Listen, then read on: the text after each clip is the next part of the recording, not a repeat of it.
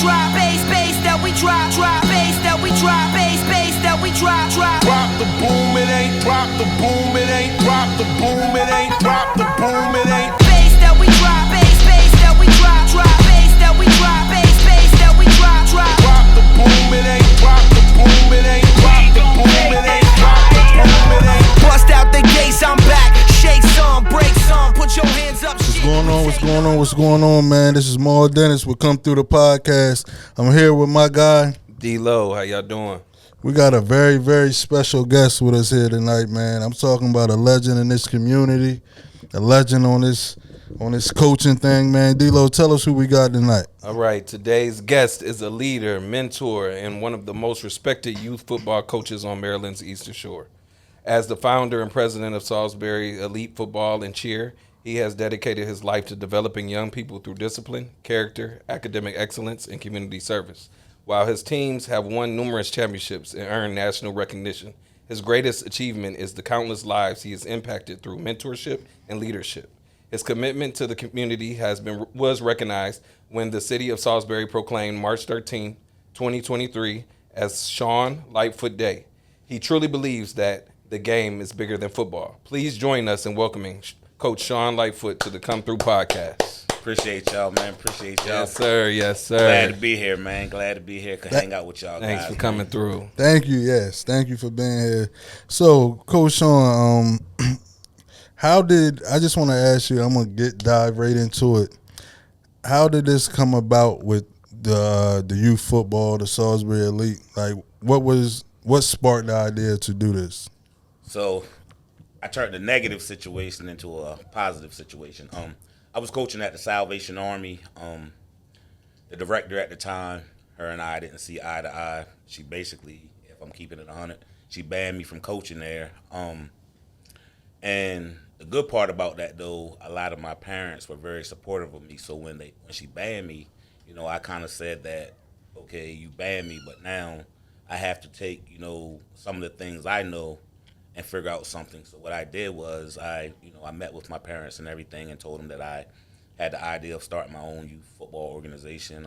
How many of them would basically ride out with me and, basically I hate to say leave the Salvation Army and come with me, and 100% of my parents left with me, and from there, the boat got sailing. That's dope. For sure. For me, I just want to know, how were you able to garner that much influence on the youth that you were working with, so much so that them and the parents will leave? I live by the motto, man, it's bigger than football. So a lot of my parents I look at as family. So outside of football, I always connected with them. You know what I mean? If they needed me to go to the school, I'm at the school. I had parents to call me 11 or 12 o'clock at night. Their kids are acting out of pocket. I get out my bed and we go have a conversation. You know what I mean? I think when you do those things, you allow the parents to see that, you're not just a coach. You're someone that can, they can count on outside of football. So I feel like that though the football field is basically the ultimate target, you also have to be something outside of football, to really be impactful. Okay. Now, does it matter how talented a young person is from the start to you, or is it more so the discipline aspect that you lean towards? I'm sorry about that. Yep. My quarterback now that's on my 12U team, he's probably honestly the best 12U quarterback that you probably can see in this area. However, when he was 7, he was a crybaby. He wasn't locked in, you know what I mean? And at the time, I told his parents I didn't even think football was for him, you know what I mean? Wow. And throughout the process, they allowed him to go, and 5 years later, he's one of the best. So I don't want a kid that's talented, because that means someone else has already polished him up. I want him to come to me, with no talent, no skill level, whatever, so we can go ahead and get him right and, have him the correct way, because some coaches don't coach the right way. Just keep it in 100. Some just, like you say, they want the talented kids. I can throw them on the field. I can score 50 points. But what are you really doing with the kids that aren't developed, that you have on the sideline just standing? I think that developing them is more important than anything. So with that being said, what would you say are your core values? I think that first of all, a kid has to be disciplined. You know what I mean? Because if they're not going to listen, I don't care what you tell them. You know what I mean? Discipline stands at the top of that. You know what I mean? You have to get them to basically believe in you and believe in what you're saying, and that requires discipline. You know, not every kid is going to come to you disciplined. You know, so that's something that you have to create. You know, you have to create that bond, that understanding. So for me, the number one core value is just you being disciplined. You know what I mean? Everything else, if you're disciplined, I can teach you anything because you'll run through that wall for me. You know what I mean? And that's basically what it's about. So from being on time to practice. Yeah, that's For sure. That's definitely crucial because you know we practice 5:30 to 7:30. Parents drop their kids off at 5:50, but they want you to be done at 7:30.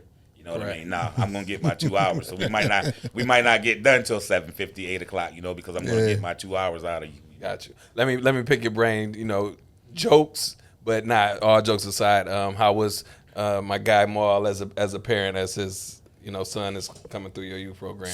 So Mar, I'm gonna go ahead. Get my guy. Yeah, See what I'm get my saying? guy. You see what Yeah. he do? Hey, no, but for real, I don't have no issues with Mar. And I'm not saying that just because he's sitting here, like he drop his kid off, he out the way. That's what I need. You know what I mean? Okay. I don't need that parent that's howling across the fence at us. Put my son at quarterback, or why you doing that? Mar out the way though. I'm out the way. He quiet. Okay. I was just talking to Coach Shawn about that. I was like, man, it's to a point now.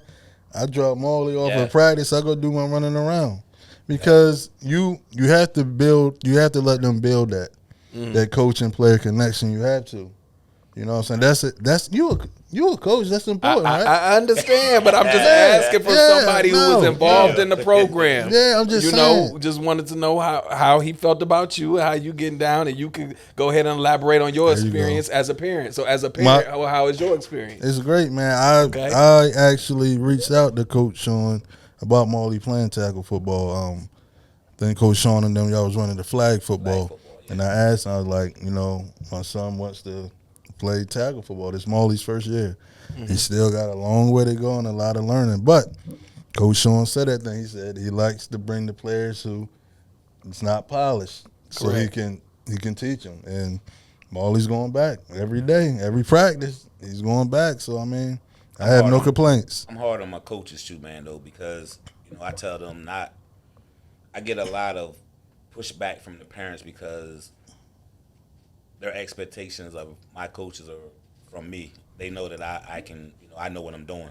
So they expect my coaches to be the same way. But I tell them, a couple of my coaches are first and second year head coaches. So you have to allow them to grow also. You can't you can't expect us to be patient with your kids if you're not patient with us. You know what I mean? Because sometimes I had to tell one parent, we're volunteers. So if you jumping down my coach's throat, he can easily say, I'm not getting paid for this. I'm gone. You know what I mean? And although that doesn't happen, but you just have to give us time like we give you time, or give your kid time. You can't rush everything. You just can't. For sure. Yeah. For sure. So now that you have seen this whole program come and you've had so much success, what's next? What do you see your program doing in the future? What is the legacy you are looking to lead with this? For me, I feel like that as a youth coach, besides winning a national championship, I basically reached my ceiling. That's nothing else I can do. You know what I mean? Okay. I do want to win a national championship before I go out the door. Each year I say this is my last year because we get closer and closer. Like 2 years ago, we got to Florida to play for the national championship and we placed fourth. Okay. Last year, we were in the actual national championship game, and I think we lost by 8 points. And I said we're getting closer and closer and closer. So it sounds like this year may be the year. This year has to be the year because I'm ready to go. You know what I mean? I'm gonna keep it. Don't 100. leave, coach. And don't that's what I'm leave. hearing though. But I mean, that doesn't mean that my organization is going anywhere. That just means it's time for me to look for something bigger because at the youth level, I don't really have nothing else to prove. You know what I mean? I do want to continue to impact lives. I do want to do it in a different way though. You know what I mean? But I'm not gonna. Just because I remove myself, I'm not going to remove my program. You know what I mean? But yes. I just feel like that I have reached my ceiling as a youth football coach. when you kind of look at it and you say, well, I won X amount of championships, although winning isn't everything. You know what I mean? I've made an impact on this many kids. I have kids in college that come out of my program. You know what I mean? I feel like I've done my job, so there has to be something bigger for myself. Now I have to be selfish, and see what else is out there for me. You know what I mean? That's It's easy understandable. to say, I want your kids to be the best, but I also want to be the best and see what I can do. You know what I mean? And challenge myself. That's yeah, and I definitely feel you on that. That's very important. So let me ask you this: you're from this area, right? Yep. You're from Salisbury. All right. So growing up in Salisbury, and being in this area now, doing what you're doing, what were some of the obstacles that you had to overcome to basically get to where you are now? So here's something that no one knows about me. I spent 12 years of my life in prison. Wow. Okay. And it was basically early on in my life. I'm 50, be ready to be 52, but from 17 to 30, I was a knucklehead. You know what I mean? And my time was spent in prison. When you sit that long and you do it the right way, you start to think about things. Do I want to keep wasting my life sitting in this, in this cell, or do I want to do something else? And I felt like my calling was, okay, I've made mistakes. Let me go out here and reach out to some of these kids that may not have a father or may not have no guidance, and let me see how I can do it. And at the time, the best way to do it was sports. You know what I mean? If I can get you in practice for a couple hours and you start to believe in me, then I can have other conversations with you. You know what I mean? And that's what it led to. You know what I mean? So coming up, I tell people the part where we practice at is called Billie Jean Jackson. Mr. Billy Jackson was one of the strictest coaches you will ever see in your life. Slap your helmet. Your dad come on the sideline. Excuse my French. He'd be like, "Get your ass off my sideline." You know what I mean? He took full command, and I tell people nowadays you can't do it because we live in such a judgmental world. But I say this man did all of that, and he has a park named after him. I kind of mirror that same thing, but I'm not gonna smack your kid's helmet or whatever. But I'm very tough and very straightforward for what I do. So therefore, I'm what's the best? You can't make me change my mind on a lot of things because I think a lot of things through before I present them to you. So I feel like As you should. I've thought about it. So now this is how it's gonna be. You know what I mean? And, yeah. So I know that you said that you have some coaches that are in their first or second year, which means that you're somebody who likes to, plant seeds and watch them grow. Where do you think that sense of investment in people comes from, and why do it? The good part about the coaches that my coaches that have just begun, they've probably been assistant coaches on the staff, and I've given them the head coaching chance. They believe in me and they believe in the program, so it's like I can have a conversation with them. For the most part, they buy into it. However, you get sometimes we think, let me try it my way, and sometimes they drop the ball on that. But I let them make mistakes. Parents don't want them to make mistakes, but I let them make mistakes. And parent will be like, well, Coach Shawn, why don't you go over there and coach that age group? Ma'am or sir, I'm one person. You know what I mean? And I have my own. I'm a head coach for my own age group. So if I pull myself away from them, and plus you got to give people a chance. We got a lot of first year kids. You know what I mean? So give my coaches a chance. And in 2 or 3 years, you might not be saying the same thing because now they've grown and they understand what they need to do to be better coaches. But I do put pressure on them because our program is here. And I said I refuse to let it go here. So if I feel like a coach, is really fumbling the bag a little bit and I do need to replace him, I will. Maybe you need to be an assistant coach, and because our program I'm not going to allow my program to have work from here to here and then go back here. Once you're at the top, you're trying to stay at the top. You know what I mean? And I always tell them that's the plan. No matter what, we're gonna remain at the top. That's how it should be. I like that. So when you're getting prepped for a season, right? How do you go about the schedule? Because like you said, where y'all at now with the program, the organization, y'all up there, right? So is it teams that don't want to play you guys, or I'm hoping this podcast really is. I'm about to say some things that oh no, ruffle some feathers. come through. Hey, we speak your have truth, a team King. in our area. Maryland Clovers. I don't know if y'all heard of them, but they're in Salisbury. Okay. We've been trying to play them for like 5 years. We scrimmaged them and basically smashed them a couple years ago. I can't get them on the field. You know what I mean? And I feel like if we're in the same city, let's bring it together and make something happen. If you saying that you feel like your program is better than mine and your kids can, really bump with mine, let's make it happen. And a lot of people duck us. I'm gonna keep it real. It's a lot of people duck us. We get our most competition comes from like Wilmington and the teams up there that are in our conference because they have the skill level, to really get with us. But in our conference, we get ducked. Like I was telling you, my 12U, like when you look at our schedule, a lot of the teams won't even have a 12U because they don't want to. They don't want to smoke. They don't want any smoke. We just played 2 weeks ago. We played a team from PG County, and yeah, and we pretty much done them dirty. Yeah, we kind of done them dirty. But I also tell my kids, for every bully, there's another bully. You know what I mean? Yeah. Don't think because you're doing this that you can't be beat. And we found that out last year in the national championship. Like the tournament, we walked everybody. I mean, all the way to the national championship game. I mean, the second round, we beat the team by 40 points, and they like, yeah, we get ready to win the national championship. We played a team from Detroit in the national championship. Oh, I'm from Detroit. Are you? Yes, sir. Man, West Side, Joy Road. Hey, I'm Shout out to keeping it 100 Chris. though. Like Yeah. our kids from the hood, but when we got to the national championship game, and they looking across, and I'm kind of laughing to myself. I say, because these kids, You done missed a few meals. they popping the same talk y'all talking. They talking, and it's gonna get real. And I'm looking across there. I said, okay, but Yeah. keeping it 100 though. Like they were all right though. But I try to get my kids to realize though that on any given day you can be beat. You know what I mean? If you're not at the top of your game, like they went through that tournament last year, and I mean they were at the top of their game, and when they got to that national championship game, I felt like they had in their mind we already have it won. The other team across the field said, no, you don't.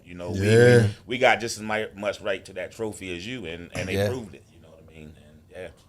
So, with coaching, right? And how good your teams are, is it hard to keep your players humble? Do you have to, like you said, you got to remind them for every bully there's a bully. So is it hard keeping them like humble? Because I'm there at practices. I see them getting after it. You know what I mean? I hate to keep focusing on my 12U, but they're the better of the age groups. Right. Okay. They're really arrogant and cocky. You know what I mean? If you listen to them, it's funny though. I see him. It's funny though because I don't want them to lose that confidence, but they're very arrogant and cocky. You know what I mean? Yeah. Because in 4 years, they've been together. This is their 4th year being a whole team, and I think in 4 years, they lost 2 regular season games in 4 years, and one of them was out of conference against. We're D3, but they battled with a D1 team and only lost 6-0, and their heads went like this. You know what I mean? Because they actually got on the field and banged with a D1 team and. Go ahead. I'm sorry. And only lost 6-0. So that kind of swole their heads up too. They like, well, let's play some more D1 teams. Well, can we go from D3 to D2? I tell you what, be careful what you ask for. You know what I mean? Because that's like Salisbury State asking to play Alabama, and that's. Yeah, I was about to ask you, like, how does that work? Like the D1, D2, D3? Is it just like how college is? So like the D1 teams, I can tell y'all now, a lot of them are sponsored by like former NFL players, like NBA. Like Snoop Dogg teams and stuff. Yeah. Okay. They come in with 2 different helmets, 3 different uniforms. You know what I mean? They got different budget. They got 2 or 3 coaches for each position, and you looking like, shh. And when we go to nationals, we play in down Florida. We play in like 7 different fields, but they have a D1 field that's basically a stadium. I mean, it's great big, and it's for all the D1 teams. But D1, 2, and 3 are basically your areas too. Like because we're from here, we were in the D2 bracket. And then you had a lot of D1 teams that might have lost the year before, so they were sliding down into D2, and it was making it hard. So they created a D3 bracket, and that's more protected. They're not going to allow no D1 team to sneak their way down there. So it makes it a lot more even. Now with that and with the different levels, and you guys going ahead and I would have to say at the D3 level for sure being a powerhouse. Did the trajectory go the other way? Can you move up? Or Yeah, you can go from D3 to D2. So I always told my kids if we win a national championship, we're going to D2. You know what I mean? Because now I want to see what the next level holds, and I want to push them. I don't want them to get comfortable being D3. right. Because I feel like, honestly, our skill position players, running back, quarterback, they're D1 material, honestly, straight up. Our big boys up front need some work, so they're not D1 linemen or nothing, you know what I mean? I think that's what separates us from everybody. Okay. Got you. Yeah, because when they rank these teams, right, and I guess because of the area we're in, it's a small area. So are y'all like ranked last, like, or most of the time, just because of the area, not the talent, because of the area? Yeah, it even honestly the national level people that run the league, when they talk, I kind of get frustrated because they don't talk about us. Like when they did when we got down there and they did the drawing last year in Florida for the seed and everything and who you play. They screwed up her name, ain't try to fix it. You know what I mean? I was kind of upset about that. You know what I mean? It'll make you like that though. They don't. Yeah. I'm not gonna say they don't think about us because they do, but we're not like our first priority. You know what I mean? They know we're there, but yeah, That should be motivation too, though. it is. It should be motivation It is. all day long. And they always say we're Salisbury elite, but they say that you shouldn't have elite behind your name if you're D3. I heard one of the national people say that last year, and I'm like, wow, really? Dang. But that kind of But y'all was right there though. yeah. When he said it, we're here in Florida, get ready to play for the national championship, so we are elite. You know I what think mean? I actually watched a little bit of that on Facebook too. Don't Yeah. think about it. I think Yeah. I did. Yeah, I was watching a little bit of it. We did really. I mean, they did what they were supposed to do. They just didn't finish the deal. You know what I mean? I told them I feel like you used a lot of energy in the first two games. Some of it was my fault. When we were up 40 points, I feel like that I should have just took my starters out, let them breathe. Yeah. But they were But all you wanna hyped. run it up, They though. were like all hyped up, and they didn't want to come out. You know what I mean? And you trying to let them live their moment. And Yeah. not really mess it up. And I feel like that's where I really should have kind of pulled them out and got them ready for the national championship game, though. Yeah. So being in that national championship game, right? Knowing you're right there, you're 8 points. Well, 9 points away. Just say if y'all won by 1 point. How is that once that clock hits 0 and it's over? It's crazy you say that. The other day I was talking to them in practice about it. I said when the game ended and when we got back to Maryland, I'm like, damn, we got a long ways before the season again. And I mean, time just seemed like it went so slow until we got back here because I wanted to get back out there so bad. You know, you thinking of everything you could have done different, and you got to wait. You know what I mean, to do it. So I was like, when the season ended, I said it took a long time to get right back here. But I mean, I think we got to figure it out this year. I think we do. Now, after you play in the national championship, right? Of course, to lose is devastating. Got to pick the guys up, but you get back. How do you choose to decompress and relax before you get your mind set on to the next year, or do you automatically jump right into it next year? It was hard, man, to know you were that close, and it really ate me up because I feel like I don't put all. I'm a type of coach. I won't put all of the blame on the kids. You know what I mean? And I feel like in a national championship game, us as coaches dropped the ball on so many different things that we could have done different. I feel like that certain adjustments we just didn't make that we should have. Once you watch the game afterwards, you look and say, well, darn, I could have did this, and this.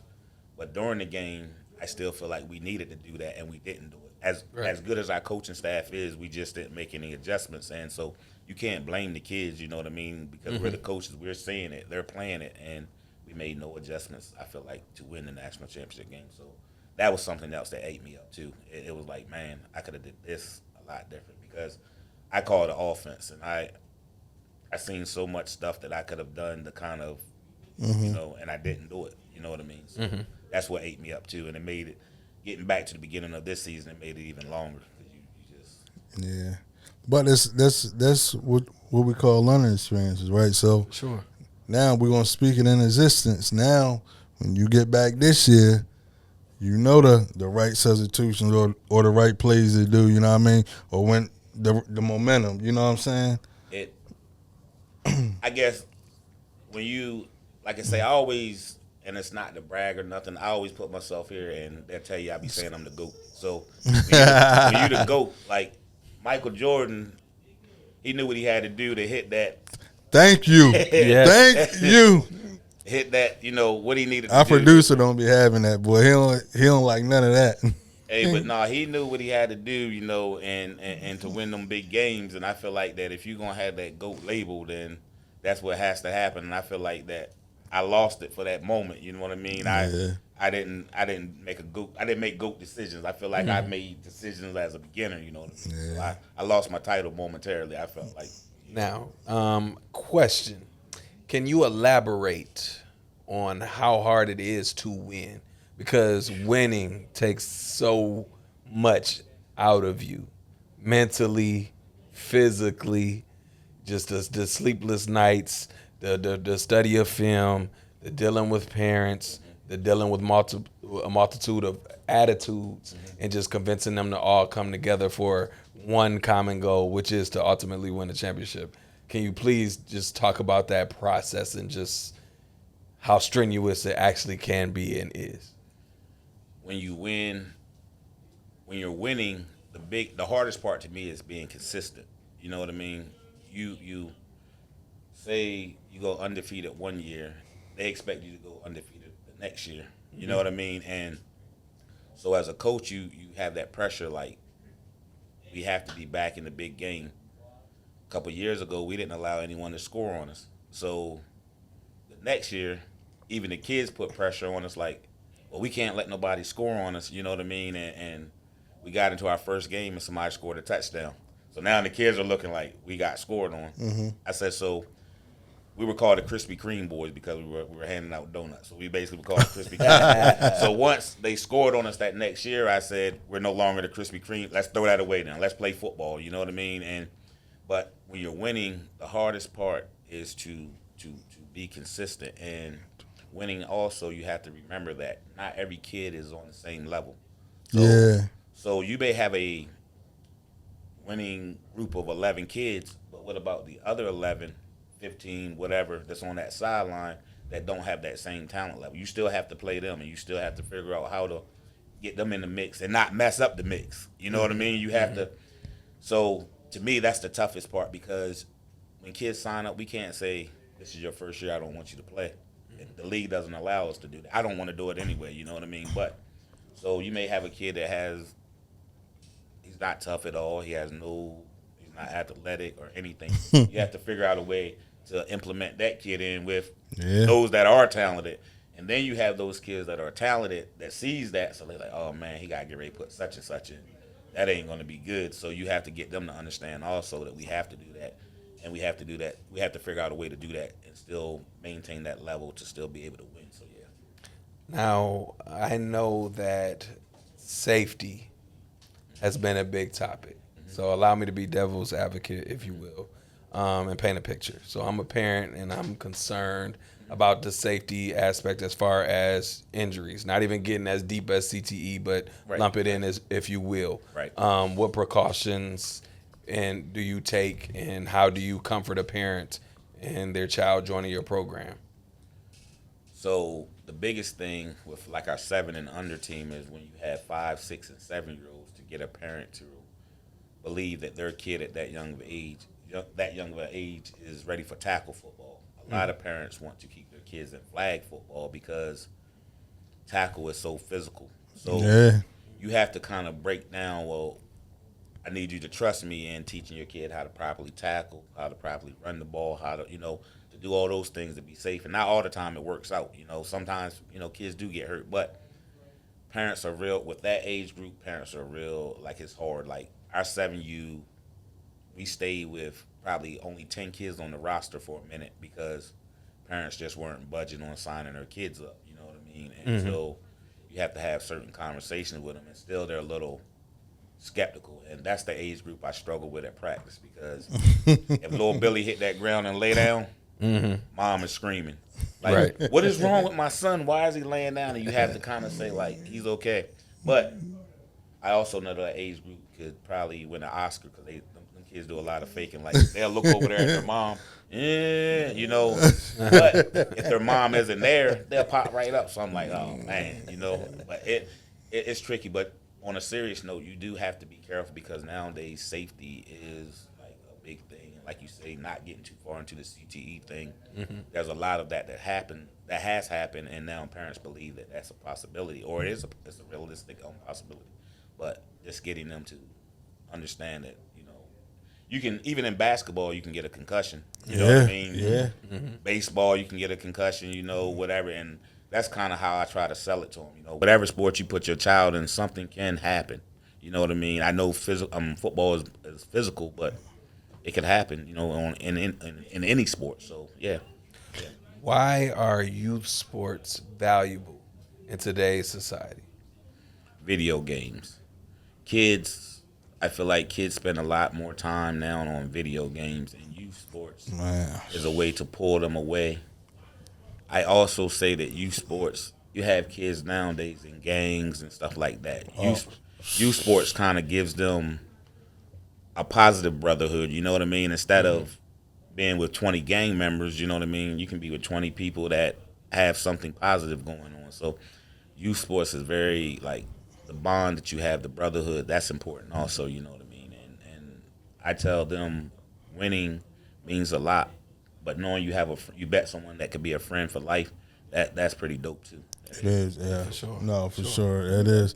So, you know, you said earlier that, you know, it's more than, you know, football, you know what I'm saying? It's more than just being the coach. What you know, keeps you going on the, like, being stepping into like a father figure role, mentor role with the kids? Because I run a mentor program myself, man, and like I was talking to Delo earlier, it's just that look on their face when you know you give them that confidence, that happiness, you know what I mean, that they may not be receiving, you know what I'm saying, because they just there with their mom. They don't have that figure in their life, you know what I'm saying. So how do you go about that on the mentoring side away from coaching? I don't know if you've seen the shirts I wear at practice where it says the game needs me. It that means a lot, and it means a lot. People say, well, there you go, boasting again. Nah, I feel like it does, because, and I tell my coaches this too, you don't know what that child has going on at home. Exactly. You know what I mean? Sure. And it's okay to crack a joke with them at practice. You know what I mean? I walk around and 7U, 9U, 11U, 12U, I go around and I try to tap each kid on the helmet, crack a joke, say something, you know, because you don't know what's going on at home. You don't know what type of day they had. Yeah.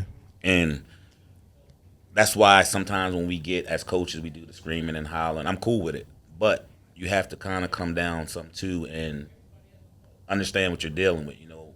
In today's world, kids are dealing with so much, man. And you have to be very careful and very mindful of that. And to me, I have kids that I coached 12 years ago, and they still come up to me and, you know, dap me up, give me a hug. And that means more than anything, because that means they have a level of respect. They appreciate what I done for them 12 years ago. And, like, these kids, man, we dealing with a whole lot, you know what I mean? And I try my best to be the best version of myself and be real about it and be real with them. And I think when you do that, like, the love for you, it's easy. It's not fake, you know. It's genuine, and you know, yeah. That's dope. How is the travel, and what does a parent have to look forward to, I guess, as far as the package of, you know, going to away games, and what does the season look like from that perspective? So I fight really hard to eliminate a lot of traveling. We, like, in our conference really is based out of Delaware. So a lot of stuff. Dang, I ain't know that. Yeah, when we win the championship, we're basically Delaware State AYF Delaware State champions. Okay. We have 2 teams. This year we have 3 teams actually, but we started out with 2 teams in Maryland. Us, well, really 3. There were the Spartans. They're no longer around, but now it's us, Easton, and there's a team in Federalsburg. The rest of the teams are in Seaford, Selbyville, Wilmington, Bridgeville, Cape. You know what I mean? A lot of majority of the teams are in Delaware. So when we do our schedule, I always push for. I don't want to go to Wilmington a lot. You know what I mean? Right. Let's if we can get around that, and we usually do during the regular season and during the playoffs. We don't have no control of that. Right. When it's time for regionals, we have no control of that. When it's time for nationals, we have to go to Florida. This year we play nationals in Virginia Beach, but it's gonna be crazy, bro, because all the national championships have been in Florida. Incident happened last year in Florida, so basically they have 1 year away from Florida, and it has to be played in Virginia Beach. Down the street, man. So you gotta bring home that trophy. Yeah. I told the parents, they complain about Florida was expensive, flying and this, that, and the third. Yeah. I say Virginia Beach, man, you can get in your car and we You can can go diddy there bop. and drive We back can home, diddy for real. bop there and you good. It's not like a whole lot of money being spent, but that's going to be The interesting. weather changes too. Yeah, playing in Florida, man, in December is beautiful. Playing in Virginia Beach is going to be hell. It's gonna be a different ball game, man. So actually, it's a game in Wilmington this year, right? I'm trying to think of how the schedule is. It may be no. We were originally supposed to play the Wildcats, and they were up in Wilmington, Wilmington. and they were pretty. They're good. They're really good. Like out of all the teams in our conference, that's the one team, and I'm gonna keep it a buck. That's the one team that we have. They're our kryptonite. Gotcha. You know what I mean? They're real, and I give credit where credit's due. They're well coached and stuff, but they're really good. They're really good. But yeah. So, as I know you were speaking on it earlier, with like stating that these kids, they go through a lot. Me and Delo was talking earlier, and like in this society, man, the social media is crazy, your music is crazy, and it's just like, is it hard to keep them like focused? You know what I'm saying? Because a lot of kids are influenced by social media, right? They see this on Snapchat, Instagram, and all that, or they listen to this music. The young rap, all these littles and everybody else. And I was telling Delo earlier, I was like, we had Pop. Pop did talk gangster stuff, but he was had a smart lesson. too. He had, you know what I'm saying?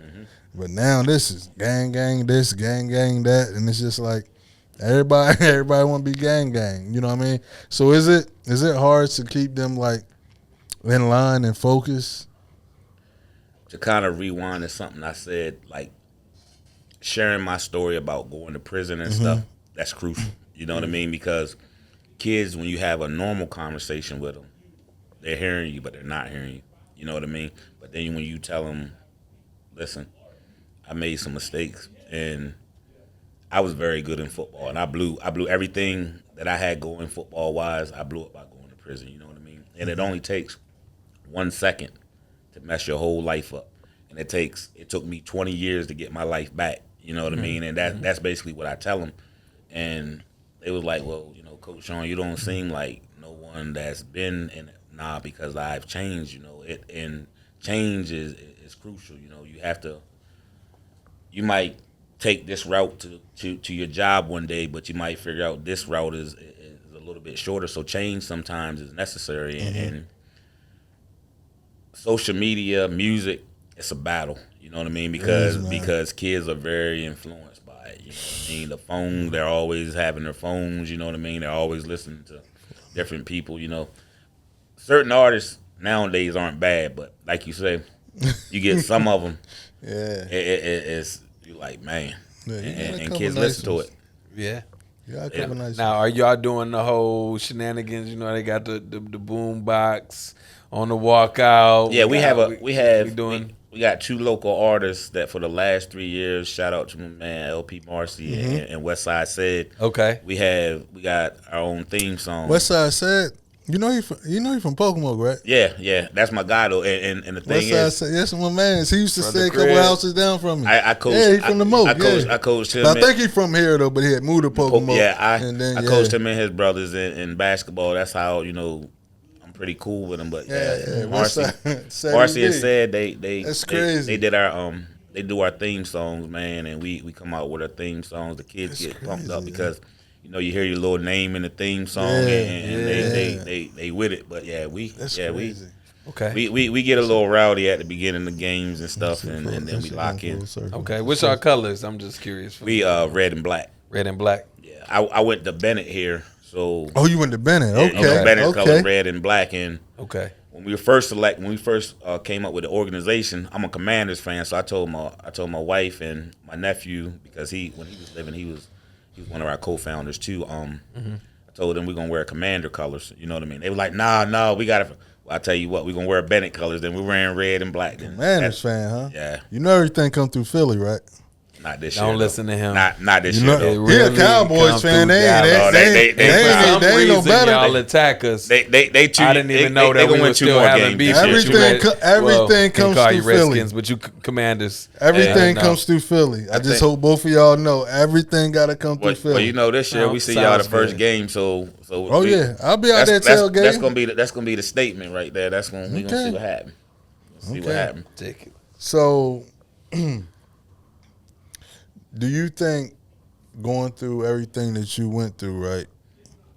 Going to prison, and you say 12 years, right? You did 12 years in prison. Do you think that really, I know most people say, going to prison, it helped shape me. I am the man today, but not a lot of people take off and do good and do the route you did. Most people that do that amount of time in prison, they end up staying in that type of lifestyle, cycle. So what really made you be like, I'm not going back?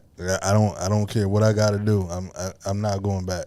One of the things I can think of is I was real close to my grandma, and I lost her while I was in prison. So that kind of that kind of opened my eyes. Sorry to hear that. Thank you, bro. That opened my eyes that you're wasting a lot of time. And then my oldest daughter, like it really altered our relationship. So when you start to lose people and you start to have relationships that mean a lot to you altered, if you're someone that really has any type of conscience and any real common sense, you're like, I got to figure out a way to get this thing, this ball going that way. One of the hardest things is when you make those type of mistakes, getting society to believe that you're changed. Yeah. And like I say, it took so long for me. Like even when I started to do right, people were like, well, is he really, real about what he's doing? And it might have took, honestly, like 10 years of me walking a straight path to people saying, okay, Shawn is really changing.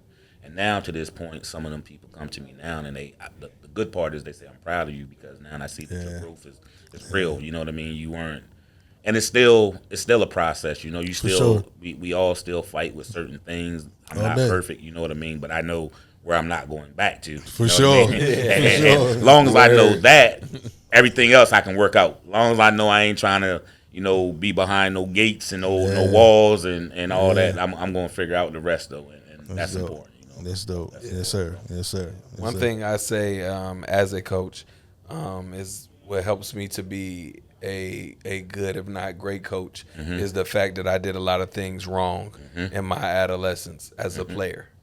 So you could see things, before they happen. You know what I mean, with the youth. So with them, is there any things that they try to do, get away with, that they think they slick with? So one of the biggest things, and I think about my youngest son too, because he think he's, I be sitting back laughing at him like, game recognized game. Yeah, you know what I for mean? sure. And with the kids, like the biggest thing is they want to be slick, but I tell them you really don't know how to be slick, because I sit back. And I watch you, and I done peeped everything you did. I figured it out, you know what I mean? And they were like, well, nah, Coach Shawn, I don't know.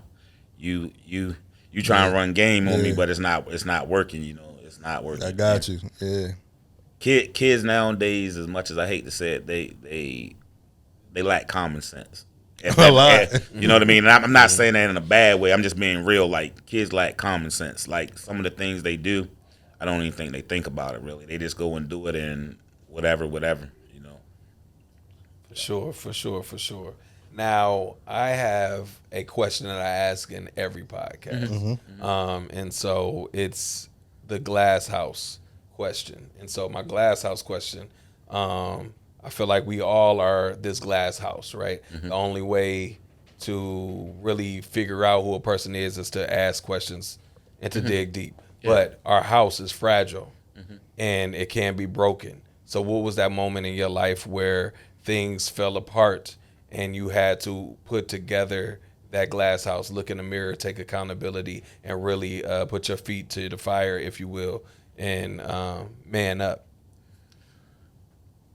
Going back to really going to prison, and people say, well, you more or less have man creates his own conditions. So, you know what I mean? You created this situation. We're not going to keep sending you money in prison. We're not going to keep sending you packages with Jordans and all that in it. You know, we're going to make you figure it out. And my last stretch of incarceration, I felt like I was doing alone. You know what I mean? And in doing that, I felt like that I had nothing. I came home to nothing. You know what I mean? And when you sort of, not to joke you, but sort of like what you were saying about the basketball thing, you know, when you're at the bottom, the only way you only can go up, you know. Right, so when you've lost everything, you don't have nothing, you don't really have, I mean, keeping it 100, my mom and dad always supported me, you know what I mean, through that. Sure. But they're your mom and dad. You try not to put so much stress on them after a while, you know what I mean? So they supported me, but when you kind of isolate yourself from that because you're saying, now I don't want to put pressure on my mom and dad, then it's just you. So then, like you say, you look in the mirror and say, what can I do to be a better Shawn? You know, how can I right my wrongs? And you can't right every wrong. You know what I mean? You just can't. It's no way. It's life, You if you waste time beating yourself up over certain things, then you're not going to have energy to correct anything. So when my last stretch of prison, coming home having nothing, you know, like you say, I looked in the mirror and I'm like, well, what can I do? First of all, I don't want no fast money no more. I don't care how people judge me. You know, what I have to do to get the right money, I'm going to do. You know what I mean? And I don't care about what's going on in the streets no more. I don't. Whoever telling on whoever, that's y'all's problem. I don't care anything about snitching because I ain't in the streets. You know what I mean? So I ain't got to worry about nobody snitching on me. I've never snitched on nobody. So I can go on about my life and use my energy on just putting everything together. And it takes time though, bro. When you wasted that much time of your life and you go from a teenager to now you're in your early 30s, you lost a lot of time, man. You know what I mean? And a lot of youth. You know what I mean? And so you got to balance that because you also have to grow up.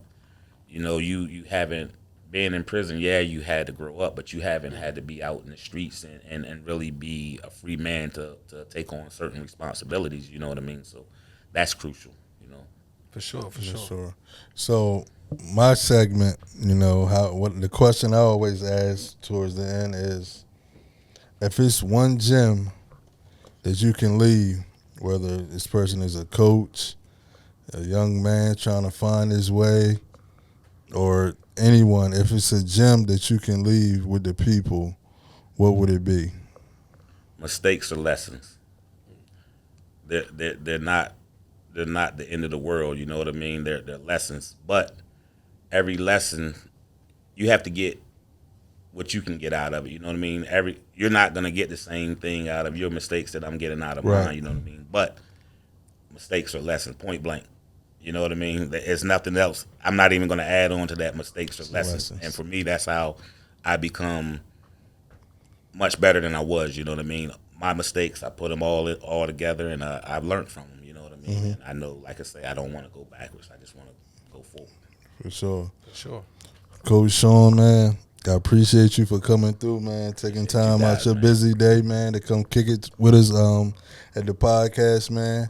We wish you nothing but greatness this season. Hopefully, you know, y'all, we're man. going to put it in existence. Yeah, for You sure. know, bring that Let's go get national that ring. Let's championship go back. get it. And, man, you know, continue to put on for Salisbury, man. Continue to inspire the youth. Continue to inspire coaches all around, man. And, again, thank you for coming through, man. We appreciate you. Appreciate y'all, man. sure, Salute for y'all sure. guys too, man. Listen, man, it's Cool Maul D alongside my guy Delo, man. and our special guest, Coach Shawn Lightfoot, man. who's Shawn Lightfoot, man. Thank y'all for coming through the podcast, man. Y'all take care. All right, peace.